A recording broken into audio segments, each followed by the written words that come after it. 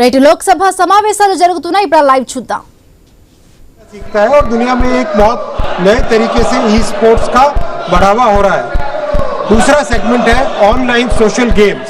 हम सब ने ऑनलाइन सोशल गेम्स चाहे सॉलिटेयर हो, चाहे चेस हो, चाहे सुडोकू हो, ये सब देखे खेल सीखने के लिए उपयोगी है, एजुकेशन के लिए उपयोगी है, एंटरटेनमेंट के लिए भी उपयोगी है, मेमोरी बढ़ाने के लिए उपयोगी और वाइडली अवेलेबल है, वाइडली खेले जाते हैं।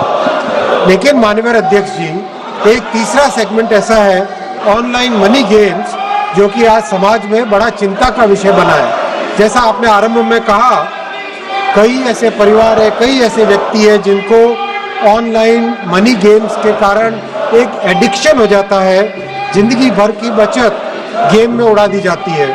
फ्रॉड और चीटिंग एल्गोरिदम्स ऐसे होते हैं कि पता नहीं चलता कि कौन किसके साथ खेल रहा है और एल्गोरिदम्स ओपेक एल्गोरिदम्स होते हैं, हार निश्चय हो जाती है।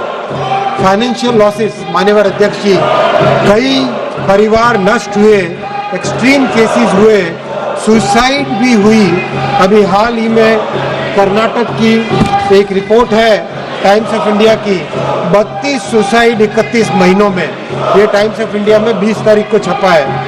और उनके गृह मंत्री जी ने भी मतलब एक ऐसे करीब करीब स्टैब्लिश हो गया है कि ऑनलाइन गेमिंग के कारण, मनी गेमिंग के कारण सीरियस इम्पैक्ट आ रहा है फैमिलीज पे, मनी लॉन्ड्रिंग हो रही है, टेरर सपोर्ट हो रहा है।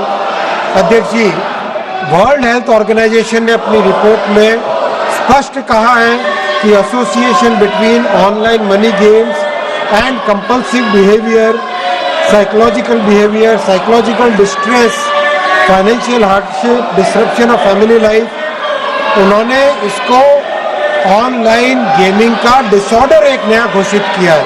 माननीय अध्यक्ष जी, इसीलिए इस बिल में 2 भाग है, 3 सेगमेंट में से 2 सेगमेंट को सरकार प्रमोट करना चाहती है, ई स्पोर्ट्स को, ऑनलाइन सोशल गेमिंग को।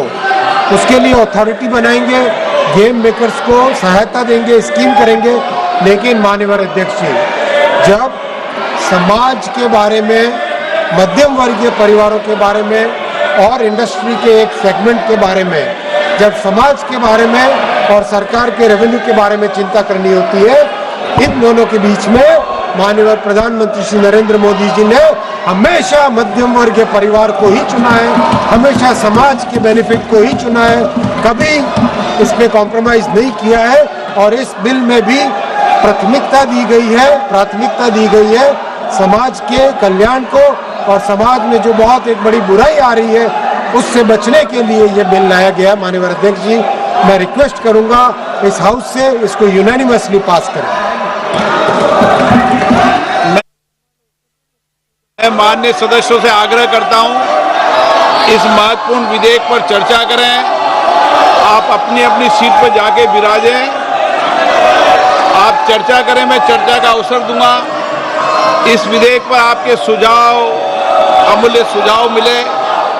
आप चर्चा नहीं करना चाहते, विधेयक पर डिबेट नहीं करना चाहते, महत्वपूर्ण विधेयक पर नाराबाजी करना चाहते हैं, प्रश्न ये कि विधेयक पर विचार किया जाए। जो सदस्य इसके पक्ष में हाँ गए, जो सदस्य विरोध में ना गए,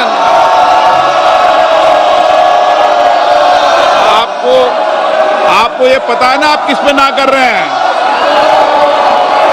सुनाई दे रहा आप किस पे ना कर रहे हैं? जो विरोध में वो ना गए, मेरे विचार में निर्णय हाँ वालों के पक्ष में विधेयक पर विचार करने तो प्रस्ताव को स्वीकृत किया गया।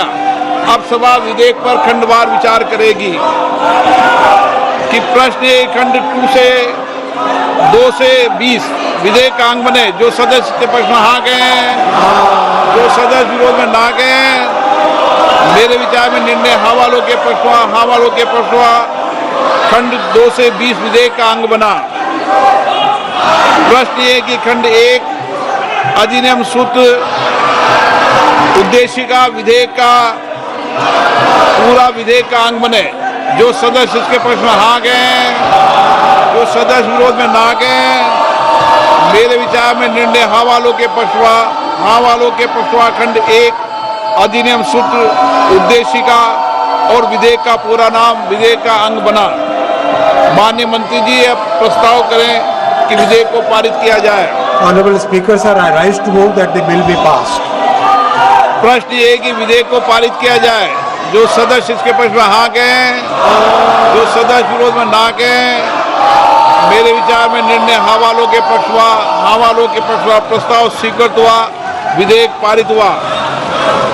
सभा की कार्रवाई गुरुवार दिनांक 21 अगस्त 2025 को प्राप्त 11 बजे तक के लिए स्थगित की जाती है।